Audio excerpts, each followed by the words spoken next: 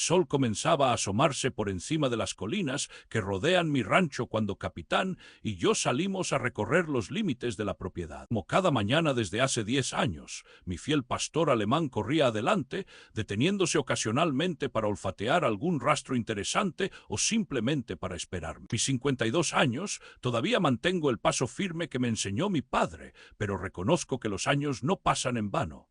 El rocío de la madrugada humedecía las botas mientras caminábamos entre los pastizales que han alimentado al ganado de la familia Mendoza por 5 generaciones. Amanecer es más que un nombre bonito para nuestro rancho, es una promesa que mis antepasados hicieron a esta tierra. Cada día nuevo es una oportunidad para honrar su memoria, especialmente desde que María, mi esposa, partió hace 3 años. Ahora solo quedamos Miguel, mi hijo de 23 años, Capitán, y yo, cuidando de estas hectáreas que se extienden entre 2 majestuosas montañas en el corazón de Jalisco. Capitán, ven acá, llamé cuando lo vi alejarse demasiado hacia los límites con el rancho de los Velarde. Nuestros ranchos han compartido frontera desde hace más de 100 años, al igual que nuestras familias han compartido una rivalidad que viene desde los tiempos de la Revolución. Los Velarde siempre han mirado con envidia nuestras tierras, especialmente las que cultivan agave para el tequila que ha dado fama a nuestra región. Mi abuelo me contaba historias sobre disputas por agua, ganado y linderos, pero en los últimos tiempos habíamos mantenido una paz tensa, saludándonos con la cabeza cuando nos cruzábamos en el pueblo, nada más. Capitán regresó de mala gana, con el pelo del lomo ligeramente erizado. Siempre ha sido un buen juez de carácter ese perro.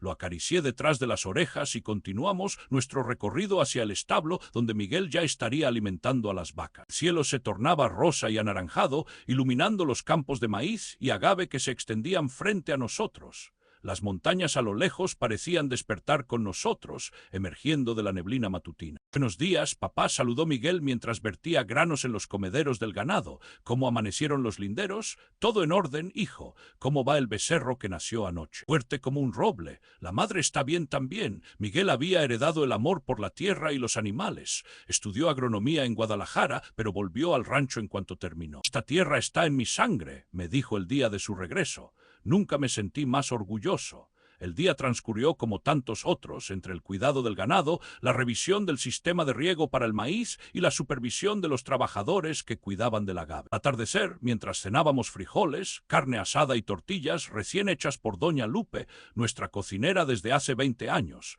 escuchamos el inconfundible sonido de un vehículo acercándose por el camino de terracería. El capitán fue el primero en alertarnos con un ladrido profundo. Me levanté de la mesa y salí al portal de la casa principal, una construcción de adobe y piedra que mi bisabuelo levantó con sus propias manos. El sol poniente proyectaba una larga sombra del vehículo que reconocí inmediatamente, la camioneta negra de Rodrigo Velarde. Mendoza saludó secamente mientras bajaba del vehículo. A su lado venía un hombre delgado con traje, cargando un maletín de cuero. Necesitamos hablar. Noté que Miguel se había colocado a mi lado, con Capitán frente a nosotros, observando cautelosamente a los visitantes. «Velarde, ¿qué te trae por aquí?», respondí, manteniendo una mano sobre el pelaje de Capitán para calmarlo. «Te presento al licenciado Gómez», señaló al hombre del traje. «Viene a entregarte esto oficialmente». El abogado se adelantó y me extendió un sobremanila sellado. «Señor Mendoza, esto es una notificación legal respecto a una disputa territorial. La familia Velarde está reclamando legalmente aproximadamente 60 hectáreas de la parte oeste de su propiedad, basándose en documentos históricos que demuestran que esas tierras les pertenecen legítimamente desde antes de la Revolución». El mundo pareció detenerse por un momento. Sentí como si el aire se hubiera vuelto más denso, dificultando mi respiración. Esas 60 hectáreas incluían no solo algunos de nuestros mejores campos de agave, sino también el manantial que abastecía de agua a gran parte del rancho. «Esto es una locura», intervino Miguel, dando un paso adelante. «Estas tierras han sido de los Mendoza por generaciones. No hay documentos que digan lo contrario». Rodrigo Velarde sonrió con suficiencia, una expresión que me recordó demasiado a su padre y a su abuelo antes que él. «Los documentos dicen otra cosa, muchacho. Mi familia fue despojada durante los tiempos revueltos de la Revolución. Ahora solo estamos recuperando lo que es nuestro». Abrí el sobre y examiné rápidamente los papeles. Eran copias de lo que parecían ser documentos antiguos, con sellos oficiales y firmas descoloridas. Según estos, durante la Revolución, mi bisabuelo Ignacio Mendoza habría aprovechado su posición como coronel para apropiarse ilegalmente de tierras pertenecientes a la familia Velarde. Esto es una falsificación, afirmé, aunque la duda ya se había instalado en mi mente. ¿Qué sabía yo realmente de lo que había ocurrido hace más de 100 años? Tienes 30 días para preparar tu defensa o entregar voluntariamente las tierras, dijo el abogado con tono monótono. Los documentos originales están siendo verificados por expertos y serán presentados ante el juez. Buenas tardes, señores Mendoza. Ambos regresaron a la camioneta y se alejaron, dejando una nube de polvo y preocupación detrás de ellos. Miguel tomó los documentos de mis manos y comenzó a examinarlos con atención. Papá, esto no puede ser legal, debe haber algún error, pero yo conocía bien a los Velarde. No darían un paso así sin estar seguros de su posición. Con sus conexiones en el gobierno municipal y sus recursos económicos, podrían hacer que incluso una mentira pareciera verdad ante los tribunales. Mañana iremos a ver a don Héctor, decidí, refiriéndome al único abogado del pueblo. Necesitaremos toda la ayuda que podamos conseguir. Esa noche apenas dormí. Los documentos que Velarde había traído pesaban sobre mi conciencia. ¿Y si era verdad? ¿Y si mi bisabuelo realmente había tomado tierras que no le pertenecían? La duda era como antes del amanecer escuché a Capitán rascando la puerta de mi habitación. Era inusual. Normalmente dormía en su lugar junto a la entrada de la casa hasta que yo me levantaba. Abrí la puerta y encontré a mi perro inquieto, moviéndose de un lado a otro como si quisiera que lo siguiera. ¿Qué pasa, muchacho?, le pregunté, agachándome para acariciarlo. Los ojos marrones me miraron con una intensidad que parecía casi humana. Decidí seguirlo. Tomé mi sombrero y una linterna, ya que el sol todavía no había salido completamente. El capitán me guió fuera de la casa, atravesando los corrales y dirigiéndose hacia el oeste de la propiedad, precisamente hacia la zona que los Velarde reclamaban. Caminamos cerca de 20 minutos hasta llegar a las ruinas de la antigua capilla familiar.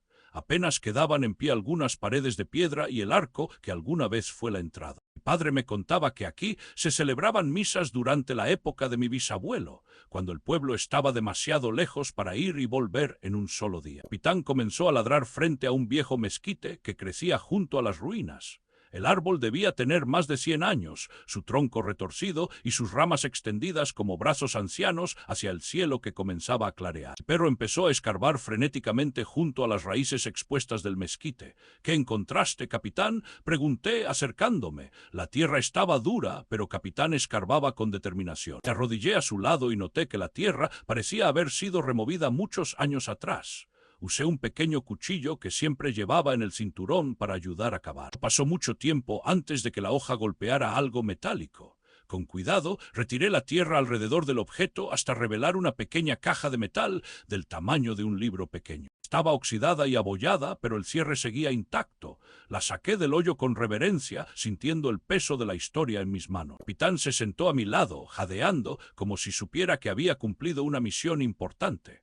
El sol comenzaba a asomarse por el horizonte, bañando las ruinas con una luz dorada que parecía otorgar una aura mística al momento. Buen trabajo, amigo, le dije, rascándole detrás de las orejas. Muy buen trabajo. Llevé la caja de vuelta a la casa, donde Miguel ya estaba despierto, preparando café en la cocina. ¿Dónde estabas, papá?, preguntó y luego notó la caja en mis manos. ¿Qué es eso? No estoy seguro. Capitán me llevó hasta el viejo mezquite junto a la capilla en ruinas. Estaba enterrada allí. Colocamos la caja sobre la mesa de la cocina y con cuidado abrí el cierre oxidado. Dentro, envuelto en un pedazo de tela descolorida que alguna vez debió ser roja, encontramos un rosario de cuentas de madera oscura con una cruz de plata y lo que parecía ser un mapa dibujado a mano en un papel amarillento y quebradizo por los años. Había anotaciones en los márgenes, pero la humedad había hecho que la tinta se corriera, haciendo casi imposible leerlas. «Esto debe tener más de 100 años», murmuró Miguel, examinando el rosario con cuidado. «¿Crees que pertenecía al bisabuelo Ignacio?» «Es posible», respondí, intentando descifrar el mapa, «pero no entiendo por qué capitán sabía dónde estaba enterrado o por qué me llevó allí justo ahora». «Tal vez no sea coincidencia», sugirió Miguel. «Los perros tienen sentidos que nosotros no entendemos». Miré a capitán, que nos observaba atentamente desde la puerta de la cocina. Durante 10 años había sido mi compañero más leal, pero nunca había mostrado comportamientos como este. Era posible que de alguna manera supiera lo que estaba en juego. Después del desayuno, decidimos visitar a doña Carmela antes de ir al despacho del abogado. A sus 95 años, doña Carmela era la persona más anciana del pueblo y una verdadera biblioteca viviente de historias locales. Si alguien podía decirnos algo sobre estos objetos, era ella. La encontramos sentada en el portal de su pequeña casa de adobe a la entrada del pueblo. Sus manos nudosas tejían un rebozo mientras sus ojos, aún brillantes a pesar de las cataratas, observaban el camino. Don Emilio, don Miguel, saludó con voz cascada pero firme. Capitán. Buenos días les dé Dios, que los trae por aquí. Nos sentamos en las sillas de madera que ella nos ofreció y le mostré el rosario y el mapa. Doña Carmela, encontramos estos objetos enterrados junto al viejo mezquite de la capilla en ruinas. Pensamos que podrían pertenecer a mi bisabuelo, el coronel Ignacio Mendoza. La anciana dejó su tejido a un lado y tomó el rosario con manos temblorosas. Lo acercó a sus ojos y lo examinó detenidamente, pasando sus dedos por cada cuenta como si rezara. Sí, dijo finalmente, este rosario lo conozco bien, era del coronel Mendoza, tu bisabuelo. Mi padre me contaba que nunca se separaba de él, lo llevaba siempre en el bolsillo de su chaqueta. Su confirmación hizo que mi corazón se acelerara. ¿Sabe algo sobre este mapa?, preguntó Miguel, extendiendo el papel con cuidado. Doña Carmela se ajustó los anteojos y estudió el papel amarillento. El coronel era un hombre precavido, murmuró. Durante la Revolución luchó junto a Pancho Villa. Saben, cuando regresó trajo consigo no solo honor sino también enemigos. Los Velarde entre ellos. Los Velarde están reclamando parte de nuestras tierras, le expliqué.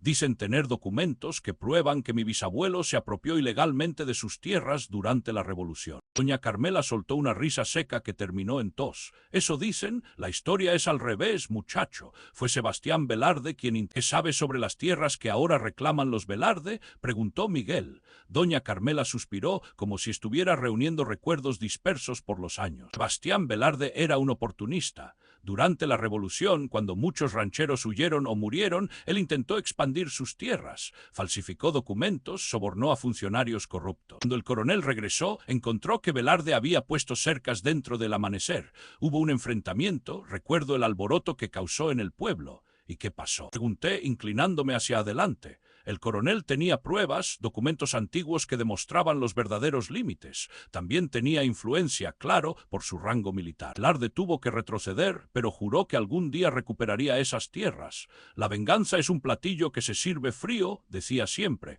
Sus palabras me dieron esperanza. Si mi bisabuelo había tenido documentos que probaban la legitimidad de nuestras tierras, tal vez aún existieran en alguna parte. Doña Carmela sabe dónde podrían estar esos documentos ahora. La anciana señaló el mapa. El coronel era desconfiado, no guardaba nada importante en lugares obvios. Siempre decía, los secretos importantes se guardan donde nadie piensa en buscar. Este mapa debe llevar a algo más que simples recuerdos, don Emilio. Estudiamos nuevamente el mapa. Mostraba claramente el contorno del Amanecer, con marcas y símbolos que no entendía completamente. En la esquina del papel había un símbolo que parecía una montaña con una cruz encima.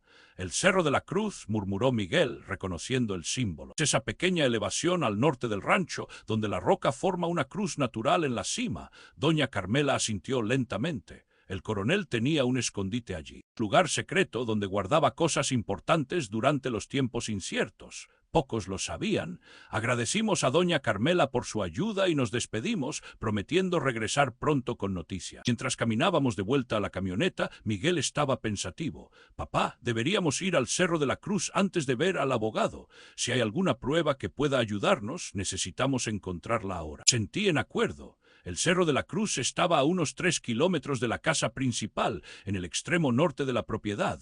Era una formación rocosa peculiar, no muy alta pero distintiva por la cruz natural formada por vetas de cuarzo blanco en la roca oscura. Cuando era niño, mi padre me llevaba allí para contarme historias sobre nuestros antepasados. Regresamos al rancho para tomar algunas herramientas y provisiones. Pedí a Miguel que trajera una pala, cuerdas y linternas, mientras yo estudiaba el mapa con más detenimiento.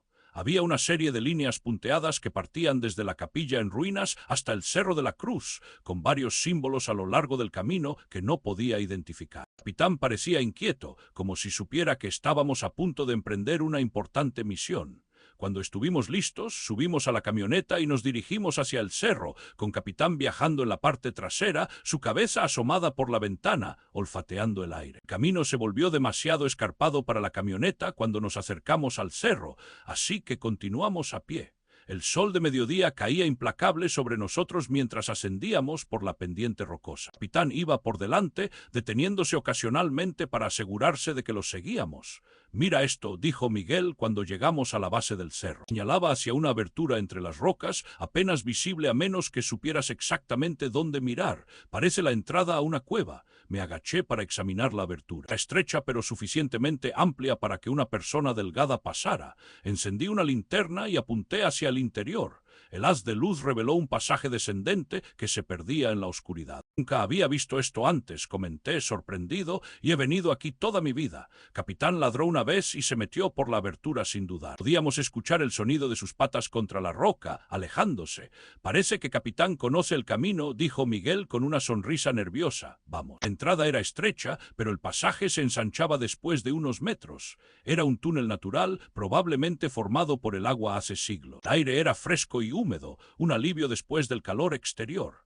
Avanzamos lentamente, iluminando nuestro camino con las linternas, siguiendo los ladridos ocasionales de Capitán que resonaban adelante. Después de unos 20 metros, el túnel se abrió en una pequeña cámara natural. Capitán nos esperaba allí, sentado frente a lo que parecía un sello, dijo Miguel, examinando la estructura. Alguien selló una cámara detrás de esta pared. Capitán rascaba la base del muro, ladrando ocasionalmente. Con cuidado, comenzamos a retirar las piedras una por una. El trabajo fue lento y laborioso, pero después de casi una hora habíamos creado una abertura lo suficientemente grande para pasar. Apunté mi linterna hacia el interior. Era otra cámara, más pequeña que la anterior.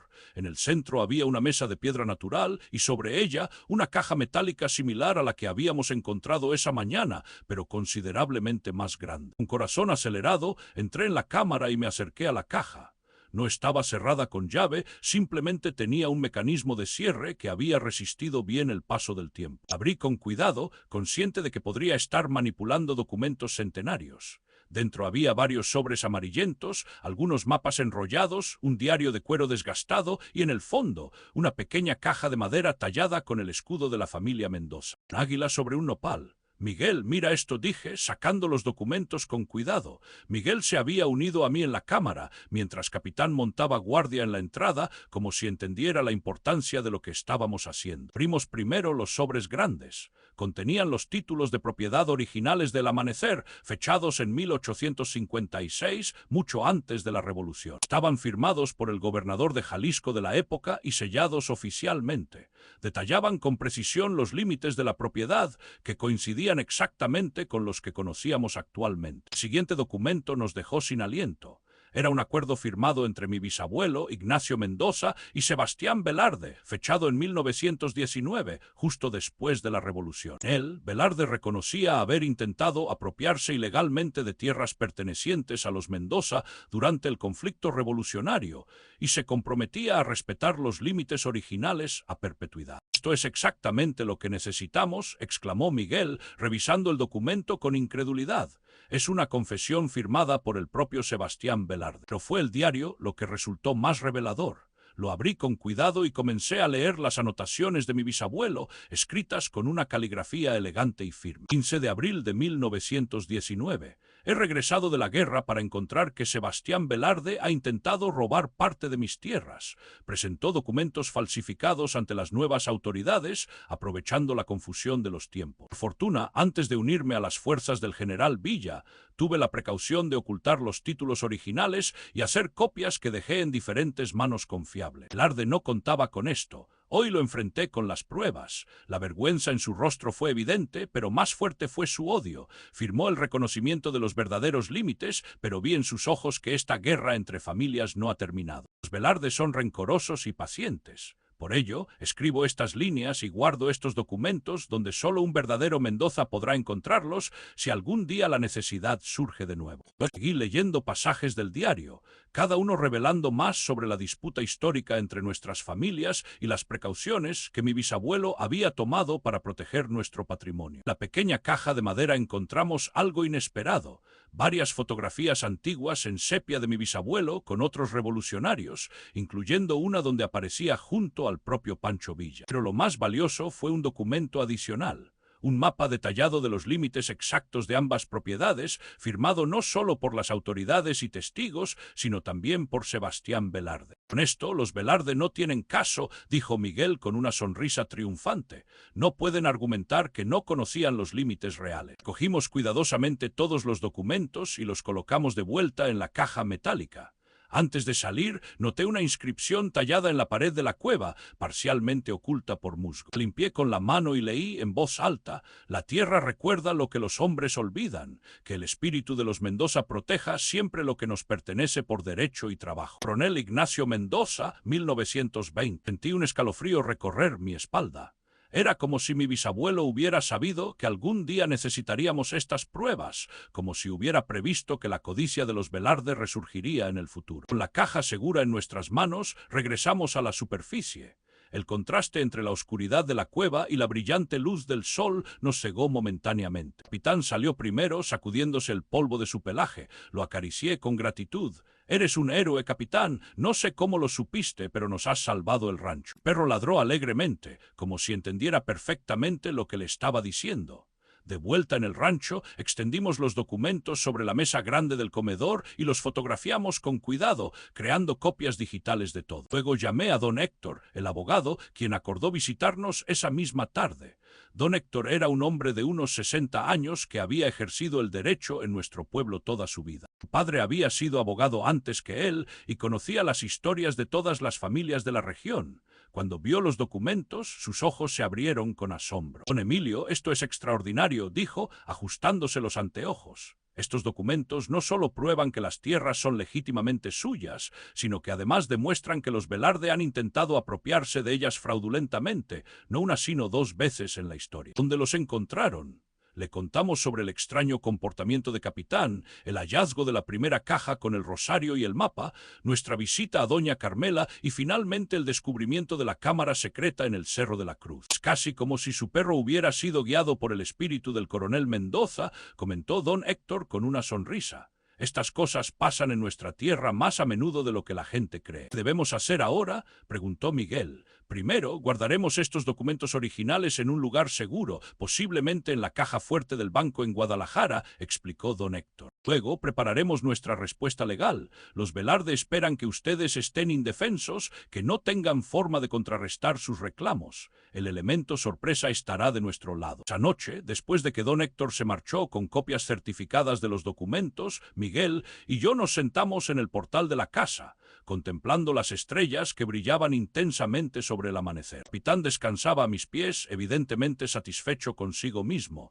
«¿Crees que el bisabuelo Ignacio de alguna manera guió a Capitán?», preguntó Miguel en voz baja. «Suena loco, pero...». «No lo sé, hijo», respondí honestamente, «pero algo extraordinario ocurrió hoy. Tal vez hay conexiones que no entendemos completamente entre los que amaron esta tierra antes que nosotros y los que la amamos ahora». Los días siguientes fueron de intensa actividad.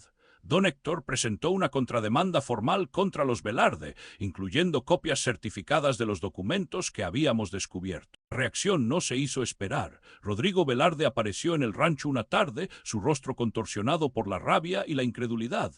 «¿De dónde sacaste esos papeles, Mendoza?», exigió saber, apenas conteniendo su furia. «Esos documentos son falsificaciones. Mis abogados lo demostrarán». Me mantuve tranquilo, con Capitán sentado firmemente a mi lado, observando a Velarde con desconfianza. «Son completamente auténticos, Velarde. Tu bisabuelo firmó un reconocimiento admitiendo que intentó robar nuestras tierras durante la Revolución. Ahora, 100 años después, ustedes intentan hacer lo mismo. Esto no ha terminado», amenazó mientras regresaba a su vehículo. «Una pila de papeles viejos no detendrá lo que es justo». «Tienes razón», respondí. «Lo justo prevalecerá y estos papeles son solo una parte de la justicia». En las semanas siguientes, expertos en documentos históricos confirmaron la autenticidad de todos nuestros hallazgos. Los abogados costosos de los Velarde intentaron argumentar que los documentos podían ser falsificaciones recientes, pero las pruebas científicas. El día de la audiencia final llegó finalmente. El juzgado del distrito estaba lleno de gente del pueblo, curiosos por ver el desenlace de una disputa que se remontaba a los tiempos de la Revolución. Los Velarde ocupaban un lado de la sala, con sus abogados de trajes caros y expresiones confiadas. Nosotros estábamos del otro lado, con don Héctor, quien parecía tranquilo a pesar de la disparidad en recursos legales. El juez, un hombre serio de unos 50 años, revisó detenidamente todos los documentos presentados por ambas partes. Finalmente, levantó la vista y emitió su fallo. Después de examinar todas las evidencias presentadas, este tribunal determina que las tierras en disputa pertenecen legítimamente a la familia Mendoza, tal como lo establecen los títulos originales de 1856 y el acuerdo firmado en 1919. Además, los documentos presentados por la familia Velarde muestran inconsistencias que sugieren posible falsificación. Se desestima la demanda y se ordena a la familia Velarde respetar los límites establecidos históricamente. Un murmullo recorrió la sala. Rodrigo Velarde se levantó furioso, su rostro enrojecido. «Esto es una injusticia, apelaremos». El juez golpeó su martillo. «Señor Velarde, le sugiero que acepte este fallo. Los documentos presentados por la familia Mendoza no solo prueban su caso, sino que también sugieren que su familia ha intentado apropiarse ilegalmente de estas tierras en 2 ocasiones históricas. Si desea continuar con este asunto, podríamos vernos obligados a investigar posibles cargos de falsificación de documentos». Eso pareció calmar a Velarde, quien se sentó nuevamente, derrotado pero no menos resentido. Salimos del juzgado sintiendo como si un gran peso hubiera sido levantado de nuestros hombros. La gente del pueblo nos felicitaba y varios ancianos mencionaron que el coronel Ignacio estaría orgulloso. De regreso al rancho, nos detuvimos en las ruinas de la vieja capilla. Decidí en ese momento que la restauraríamos, no solo como lugar de oración, sino como un pequeño museo que contara la historia de nuestra familia y preservara los documentos y objetos que habíamos descubierto. «¿Sabes qué, Miguel? Creo que deberíamos plantar un nuevo mezquite aquí», dije, señalando cerca del árbol centenario, para que dentro de 100 años otro Mendoza pueda sentarse bajo su sombra y recordar esta historia. «Tal vez tener un buen perro a su lado», añadió Miguel, acariciando a Capitán. En los meses siguientes restauramos la capilla piedra por piedra. Creamos un pequeño pero significativo museo familiar, con vitrinas especiales para los documentos históricos. Usamos copias de alta calidad, manteniendo los originales seguros en el banco. Gente del pueblo y visitantes de los alrededores comenzaron a venir para conocer la historia del coronel Ignacio Mendoza y cómo, más de 100 años después, su previsión había salvado el patrimonio familiar. Los Velarde mantuvieron su distancia después del juicio. Ocasionalmente veíamos a Rodrigo en el pueblo, pero evitaba nuestras miradas. Las viejas rivalidades son difíciles de olvidar, pero al menos ahora había un reconocimiento legal de la verdad. La tarde, mientras trabajaba en los campos de agave, noté a Capitán mirando fijamente hacia el Cerro de la Cruz. Me detuve y me acerqué a él siguiendo su mirada. «¿Qué ves, amigo mío?», pregunté, aunque sabía que no obtendría respuesta. El sol comenzaba a ponerse, bañando el cerro con una luz dorada que hacía que la cruz de cuarzo brillara como una llama. Por un momento tuve la extraña sensación de que no estábamos solos, que éramos parte de una larga línea de guardianes de esta tierra, que se extendía hacia el pasado y continuaría en el futuro. El capitán ladró una vez, como saludando a algo o alguien que yo no podía ver, y luego volvió trotando hacia el rancho, donde Miguel estaría preparando la cena. Seguí agradecido por este compañero leal, que, por razones que quizá nunca entendería completamente, había sabido exactamente dónde buscar cuando más lo necesitábamos. La tierra recuerda lo que los hombres olvidan. Mi bisabuelo había escrito esas palabras hace un siglo y resultaron ser ciertas. El amanecer continuaría en manos de los Mendoza, no por suerte o por poder, sino porque la verdad, como el sol, siempre encuentra la manera de salir y brillar sobre la sombra. Cada mañana, cuando el sol comienza a asomarse por las colinas, Capitán y yo seguimos haciendo nuestra ronda por los límites del rancho. A veces nos detenemos junto al viejo mezquite y siento como si mi bisabuelo caminara a nuestro lado, asintiendo con aprobación. Cuando llegamos a la capilla restaurada, ahora un testamento de nuestra historia familiar, me detengo a dar gracias. Gracias a un coronel revolucionario que pensó en el futuro. Gracias a un perro que supo escuchar lo que la tierra tenía que contar. Y gracias a esta tierra, el amanecer que ha sostenido a generaciones de Mendoza y, si Dios quiere, sostendrá a muchas más. Miguel ha comenzado a cortejar a la hija del ranchero Ortiz y hablo con mi hijo sobre el día en que él tendrá sus propios hijos, a quienes les contará esta historia mientras caminan por estos mismos campos. Les mostrará el diario del coronel Ignacio, les llevará al Cerro de la Cruz y les enseñará que el verdadero legado de una familia no está solo en la tierra que posee, sino en las historias que cuenta y los valores valores que transmite. Quizás algún día, cuando yo ya no esté, habrá otro perro fiel que guíe a otro Mendoza hacia algún secreto que necesite ser descubierto cuando el momento sea el correcto. Porque en esta tierra, como dijo mi bisabuelo, los secretos importantes se guardan donde nadie piensa en buscar, esperando pacientemente a que las manos correctas los encuentren. Las semanas siguientes, expertos en documentos históricos confirmaron la autenticidad de todos nuestros hallazgos. Los abogados costosos de los Velarde intentaron argumentar que los documentos podían ser falsificaciones recientes, pero las pruebas científicas de la tinta, el papel y los métodos de conservación confirmaron su antigüedad. El día de la audiencia final llegó finalmente. El juzgado del distrito estaba lleno de gente del pueblo, curiosos por ver el desenlace de una disputa que se remontaba a los tiempos de la Revolución. Los Velarde ocupaban un lado de la sala, con sus abogados de trajes caros y expresiones confiadas. Nosotros estábamos del otro lado, con don Héctor, quien parecía tranquilo a pesar de la disparidad en recursos legales. El juez, un hombre serio de unos 50 años, revisó detenidamente todos los documentos presentados por ambas partes. Finalmente, levantó la vista y emitió su fallo. Después de examinar todas las evidencias presentadas, este tribunal determina que las tierras en disputa pertenecen legítimamente a la familia Mendoza, tal como lo establecen los títulos originales de 1856 y el acuerdo firmado en 1919. Además, los documentos presentados por la familia Velarde muestran inconsistencias que sugieren posible falsificación. Se desestima la demanda y se ordena a la familia Velarde respetar los límites establecidos históricamente. Un murmullo recorrió la sala. Rodrigo Velarde se levantó furioso, su rostro enrojecido. «Esto es una injusticia, apelaremos». El juez golpeó su martillo. «Señor Velarde, le sugiero que acepte este fallo. Los documentos presentados por la familia Mendoza no solo prueban su caso, sino que también sugieren que su familia ha intentado apropiarse ilegalmente de estas tierras en 2 ocasiones históricas. Si desea continuar con este asunto, podríamos vernos obligados a investigar posibles cargos de falsificación de documentos». Eso pareció calmar a Velarde, quien se sentó nuevamente, derrotado pero no menos resentido. Salimos del juzgado sintiendo como si un gran peso hubiera sido levantado de nuestros hombros. La gente del pueblo nos felicitaba y varios ancianos mencionaron que el coronel Ignacio estaría orgulloso. De regreso al rancho, nos detuvimos en las ruinas de la vieja capilla.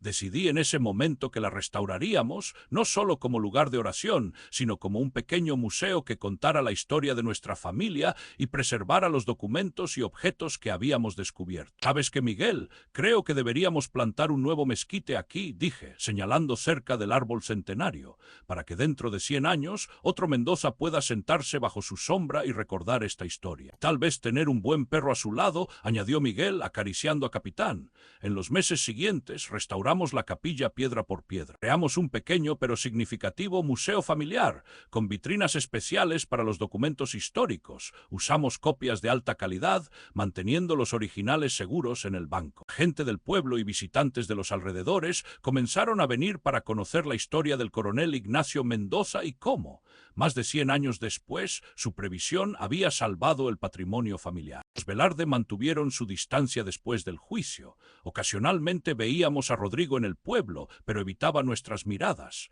Las viejas rivalidades son difíciles de olvidar, pero al menos ahora había un reconocimiento legal de la verdad. La tarde, mientras trabajaba en los campos de agave, «¿Qué ves, amigo mío?», le pregunté, aunque sabía que no obtendría respuesta. El sol comenzaba a ponerse, bañando el cerro con una luz dorada que hacía que la cruz de cuarzo brillara como una llama. Por un momento tuve la extraña sensación de que no estábamos solos, que éramos parte de una larga línea de guardianes de esta tierra, que se extendía hacia el pasado y continuaría en el futuro. El capitán ladró una vez, como saludando a algo o alguien que yo no podía ver, y luego volvió trotando hacia el rancho, donde Miguel estaría preparando la cena. Seguí agradecido por este compañero leal, que, por razones que quizá nunca entendería completamente, había sabido exactamente dónde buscar cuando más lo necesitábamos. La tierra recuerda lo que los hombres olvidan. Mi bisabuelo había escrito esas palabras hace un siglo y resultaron ser ciertas. El amanecer continuaría en manos de los Mendoza, no por suerte o por poder, sino porque la verdad, como el sol, siempre encuentra la manera de salir y brillar sobre la sombra. Cada mañana, cuando el sol comienza a asomarse por las colinas, Capitán y yo seguimos haciendo nuestra ronda por los límites del rancho. A veces nos detenemos junto al viejo mezquite y siento como si mi bisabuelo caminara a nuestro lado, asintiendo con aprobación. Cuando llegamos a la capilla restaurada, ahora un testamento de nuestra historia familiar, me detengo a dar gracias. Gracias a un coronel revolucionario que pensó en el futuro. Gracias a un perro que supo escuchar lo que la tierra tenía que contar. Y gracias a esta tierra, el amanecer que ha sostenido a generaciones de Mendoza y, si Dios quiere, sostendrá a muchas más. Miguel ha comenzado a cortejar a la hija del ranchero Ortiz y hablo con mi hijo sobre el día en que él tendrá sus propios hijos, a quienes les contará esta historia mientras caminan por estos mismos campos. Les mostrará el diario del coronel Ignacio, les llevará al Cerro de la Cruz y les enseñará que el verdadero legado de una familia no está solo en la tierra que posee, sino en las historias que cuenta y los valores que transmite. Quizás algún día, cuando yo ya no esté, habrá otro perro fiel que guíe a otro Mendoza hacia algún secreto que necesite ser descubierto cuando el momento sea el correcto. Porque en esta tierra, como dijo mi bisabuelo, los secretos importantes se guardan donde nadie piensa en buscar, esperando pacientemente a que las manos correctas los encuentren.